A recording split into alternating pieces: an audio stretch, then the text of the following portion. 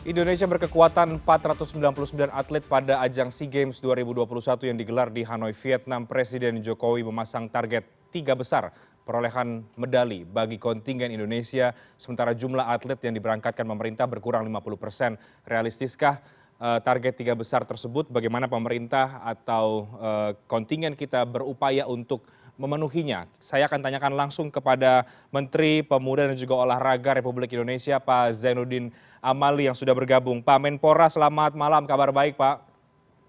Selamat malam, kabar baik.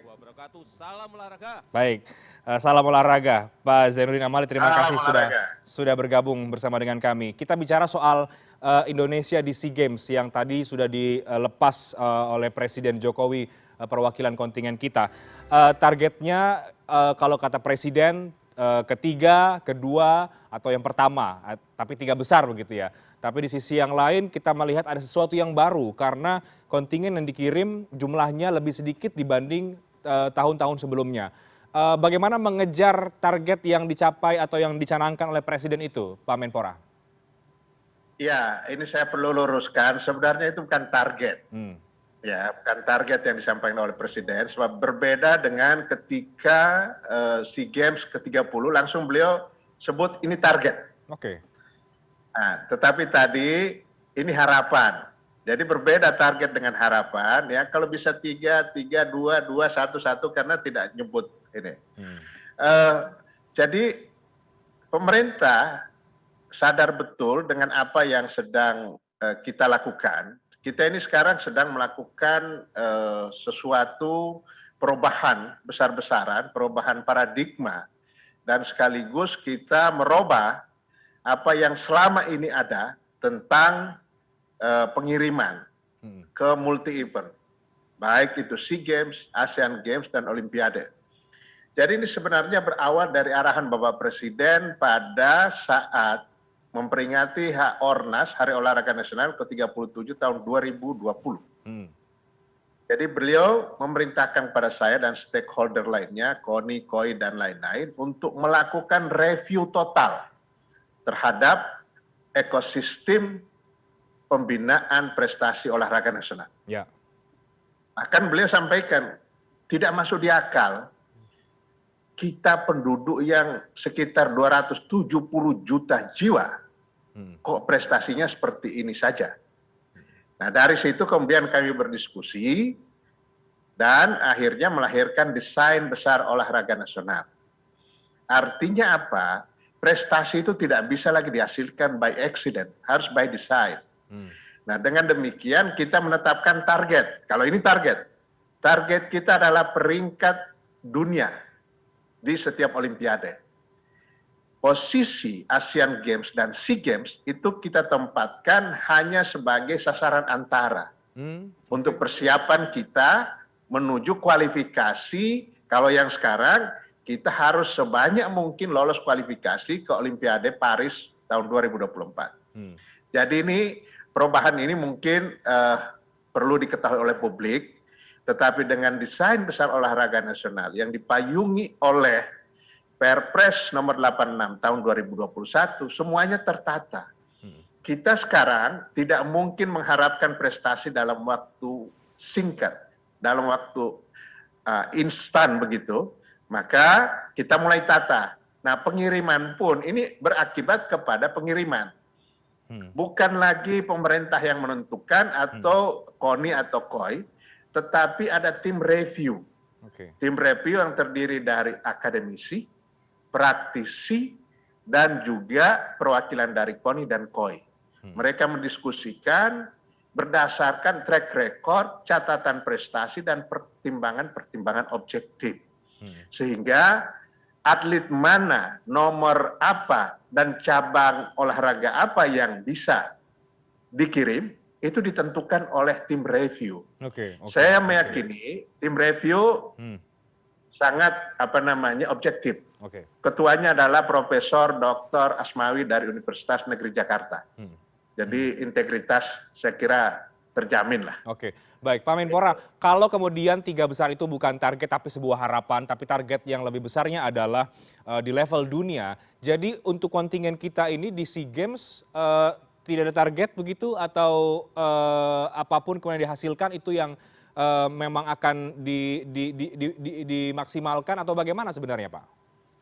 Ya, dari pengiriman itu kan berbeda dengan apa yang kita lakukan pada saat di Filipina. Berkurang, jauh berkurang, setengah apalah. Nah, kemudian kita bahkan kehilangan 30 emas yang kita dapatkan di Filipina itu tidak dipertandingkan di Vietnam. Jadi jelas ini apa namanya, kalau dihitung-hitungan perbandingan seperti itu dengan cara kita menghitung tidak bisa diperbandingkan. Nah, sekarang apa yang kita mau tuju? Yang pertama adalah kesiapan anak-anak untuk bisa lolos kualifikasi di kualifikasi Olimpiade akan datang.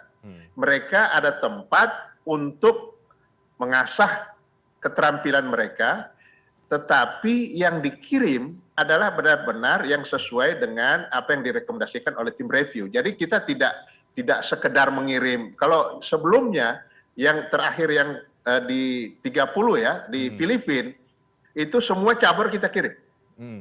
Semua cabur kita kirim tanpa review, tanpa pokoknya kita kirim semuanya. Kalau bisa kita ikuti semuanya kan gitu. Nah sekarang tidak. Kita lebih efisien, lebih efektif, dan atlet yang kita kirimkan memang sudah ada rekor dan catatan prestasinya, terutama di single-single event yang mereka ikuti. Nah itu sebenarnya perbedaan. Itu yang saya sampaikan tadi. Sekarang kita memulai dengan perubahan paradigma tentang ekosistem pembinaan prestasi olahraga nasional kita. Oke, menarik. Itu yang berbeda. Baik, Pak Zainuddin, menarik karena ada perubahan paradigma itu. Tapi perubahan paradigma itu juga kemudian hasilnya nanti adalah ketika capaian medali yang juga akan dicapai oleh para kontingen. Karena kan ini berkurang separuh. Kalau kemudian posisi kita paling tidak di SEA Games saja kemudian bisa turun karena terakhir urutan kelima, sekarang dengan kontingen yang separuh ini kita belum tahu hasil akan seperti apa. Apakah itu sudah siap Pak Menpora bahwa ini bisa berpengaruh terhadap capaian emas, capaian medali misalnya dengan pengurangan kontingen ini dengan paradigma yang baru ini? Saya kira kita harus siap karena sekarang kita sedang membangun fondasi yang kuat untuk pembinaan prestasi olahraga nasional. Saya sampaikan tadi, kita tidak mungkin berharap dari cara-cara instan. Kita harus memulai sesuatu yang memang orang akan melihat bahwa ini akan berdampak jangka panjang. Tidak ada masalah. Kami siap untuk itu. Saya sudah sampaikan, hari ini kita belum bisa melihat prestasinya, tetapi beberapa tahun ke depan, itu sudah bisa kita lihat apa yang kita desain ini akan menghasilkan. 2024 mudah-mudahan sudah mulai bisa terlihat hasilnya. Oke, baik. Pak Menpora, dengan paradigma yang baru ini kami juga melihat ada atlet, ada cabang olahraga yang lain yang juga kecewa misalnya, mengeluh karena tidak berangkat ke Hanoi. Sebagai Menpora, apa tanggapan Anda soal itu, Pak? Ya, semua keberangkatan kami tinggal menyetujui saja apa yang direkomendasikan oleh tim review. Oke. Karena tim review ini kan ada beberapa profesor di situ, ada perwakilan KONI, ada perwakilan KOI, pasti mereka akan menilai secara objektif. Ada banyak ya cabur, kemudian yang tidak bisa berangkat. Ini sekaligus menjadi pelajaran. Pelajaran buat para kita semua stakeholder membina cabang-cabang olahraga, membina olahraga, nggak bisa lagi cara-cara seperti yang dulu kita lakukan. Kita harus berubah. Kita harus berubah cara membinanya dan punya target-target dan parameter. Yang sekarang ini masih agak ringan karena masih lebih banyak by dokumen. Tetapi untuk SEA Games 2023 atau ASEAN Games, ya kita masih tunggu kepastiannya, itu akan ditambah lagi dengan pengukuran secara fisik. Misalnya VO2 max-nya berapa. Ada standar yang akan ditempatkan oleh tim review. Jadi makin ketat. Nah, dengan makin ketat cara-cara pengukuran kita ini, saya berharap semua stakeholder, para pembina di cabur, makin juga membuat standar-standar yang ketat bahwa atlet yang benar-benar berprestasi itu yang dikirim, kalau yang belum ya ditingkatkan prestasinya. Itu. Memang memulai hal yang baru membuat kita tidak nyaman. Tetapi saya yakin dengan ketidaknyamanan sekarang hasilnya akan kita petik beberapa tahun ke depan. Oke, jadi SEA Games Hanoi ini adalah babak baru, titik awal dari paradigma yang tadi Pak Menpora dan pemerintah sudah siapkan, paradigma baru dalam desain olahraga nasional kita. Ya, betul.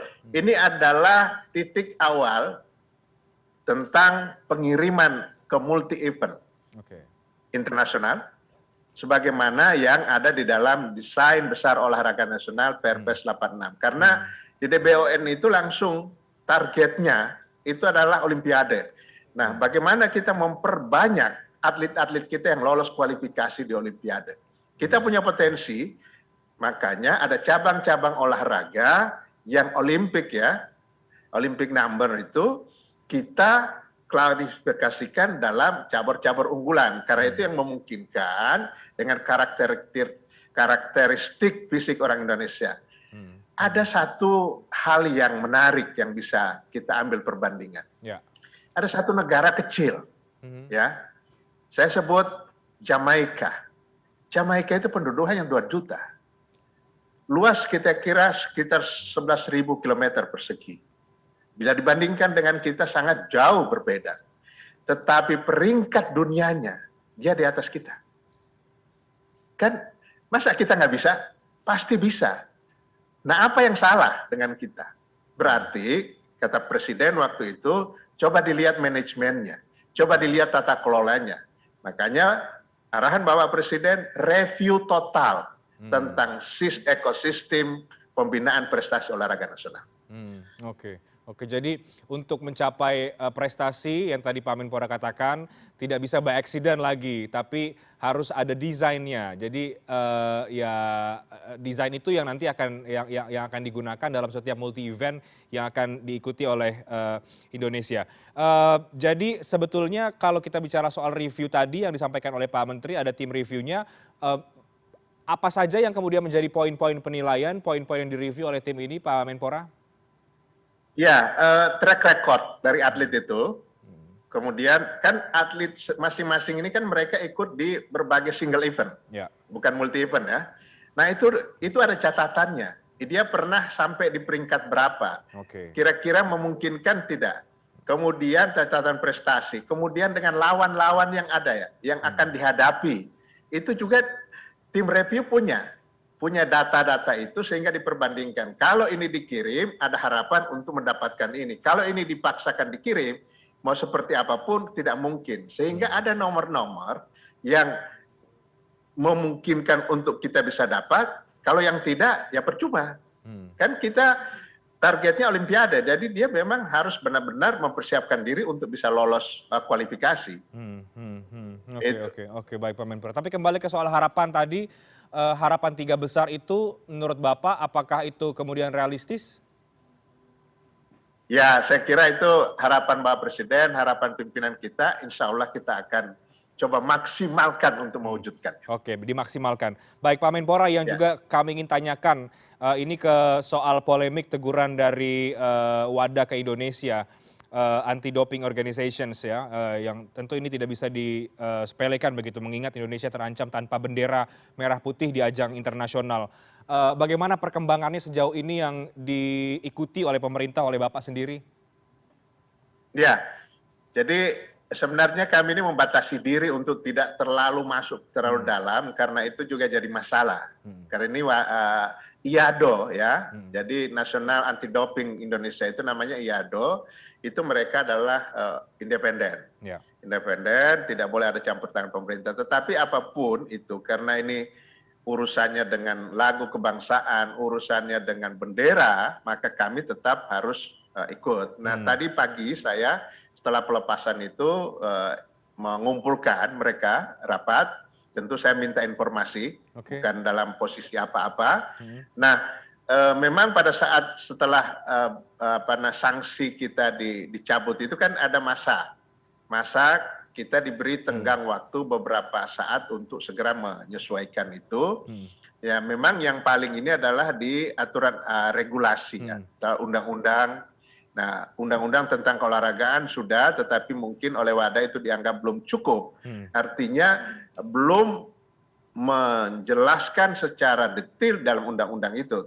Nah, kita kan menganut undang-undang itu kan tidak detail. Dia garis besarnya, kemudian didetilkan di turunannya. Ada PP, ada Perpres, dan lain-lain. Nah ini kita sedang persiapkan, kemudian anggaran dasarnya juga disesuaikan dengan wadah code. Jadi memang pada saat penyusunan undang-undang itu masih mengambil posisi wadah code 2019. Tadi saya mendapatkan informasi, padahal wadah code itu hampir tiap tahun berubah. Nah ini kita sesuaikan, nggak ada masalah. Kemudian tentang anggarannya, dia harus punya anggaran sendiri dari, sekali lagi ini tidak boleh lagi menjadi bagian dari pemerintah. Nah itu yang saya sudah instruksikan tadi. Insya Allah minggu ini semua selesai.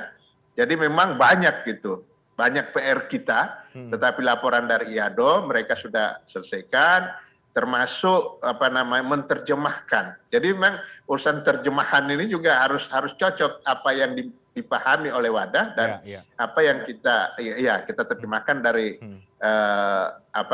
undang-undang kita, kemudian bagaimana tentang pengelolaan kantor dan lain sebagainya. Jadi hal-hal yang seperti itu. Kalau dulu kan soal TDP-nya, kalau itu justru nggak ada masalah urusan tes doping di PON, Peparnas, insya Allah sih udah beres semua, udah nggak ada ini. Jadi lebih sifat-sifat administrasi sebenarnya itu bukan teguran ya, cuma mengingatkan karena ini waktu kan berjalan terus, Anda diberi waktu. Ini kan kayak orang disuruh ngerjain PR sekolah. Gurunya nanya, mana PR kamu udah belum? Kalau ada yang salah nanti saya benarin, dan gitu sih. Nggak ada masalah. Oke, karena kan sekarang juga ada Thomas dan Uber Cup, juga ada SEA Games begitu ya. Tentu menjadi mengecewakan bagi publik, bagi masyarakat kita kalau kemudian merah putih tidak bisa dikibarkan begitu di monumen besar seperti itu. Jadi Pak Menpora, Anda sendiri optimis bahwa ini polemik ini akan selesai, merah putih bisa berkibar lagi sebelum SEA Games ini di tengah SEA Games ini berlangsung juga, atau sebelum bulan Juni? Ya, saya punya keyakinan ini akan jalan sih, ya. Di SEA Games Merah Putih dan Indonesia Raya akan ini. Kan semua PR yang banyak itu sudah diselesaikan, tinggal ada beberapa tadi saya kumpulkan mereka. Tinggal urusan ADRT, kemudian lebih dirincikan lagi dalam undang-undang, hal-hal yang seperti itu aja. Dan itu dipahami oleh wadah karena undang-undang kita sudah ditetapkan dan Pak Presiden sudah menandatangani itu pada 16 Maret yang lalu. Jadi sudah jalan. Oke, baik. Terakhir Pak Menpora, karena SEA Games tengah berlangsung, atlet kita juga tengah berjuang dan akan ada yang berangkat. Barangkali atau bagi para atlet yang mungkin sedang menyaksikan ini, sebagai Menpora, apa yang ingin Anda sampaikan Pak untuk mengejar harapan yang tadi disampaikan oleh Pak Presiden Joko Widodo? Ya, pada saat pengukuhan mereka sebelum dilepas, kan kita kukuhkan sehari sebelumnya, saya sudah sampaikan bahwa mereka ini berangkat mewakili 270 juta lebih rakyat Indonesia. Maka mereka berjuang atas nama lebih dari 270 juta itu, atas nama Merah Putih, dan tentu harapan dari publik yang luar biasa kepada mereka. Walaupun kita sekarang sedang menerapkan paradigma baru untuk pembinaan prestasi olahraga kita, tidak boleh itu jadi alasan. Tetap berjuang, karena mereka yang berangkat memang sudah diseleksi betul, ya mereka harus tunjukkan sampai kemampuan terakhir mereka. Karena sekali lagi SEA Games akan menentukan dia bisa tidak untuk ke level-level yang akan datang. Oke. Baik, harapan kita tentu ada hasil yang maksimal yang bisa dipersembahkan oleh kontingen kita di SEA Games Hanoi, Vietnam, dan kita akan lihat paradigma yang baru yang digunakan ini mudah-mudahan bisa berjalan maksimal dan bisa memberikan hasil yang baik untuk olahraga kita ke depannya ya Pak, karena ini kita bicara soal jangka panjang. Terima kasih banyak Pak Zainuddin Amali, Menteri Pemuda dan juga Olahraga Republik Indonesia, sudah bergabung bersama dengan kami. Selamat malam, salam olahraga Pak. Salam olahraga, terima kasih.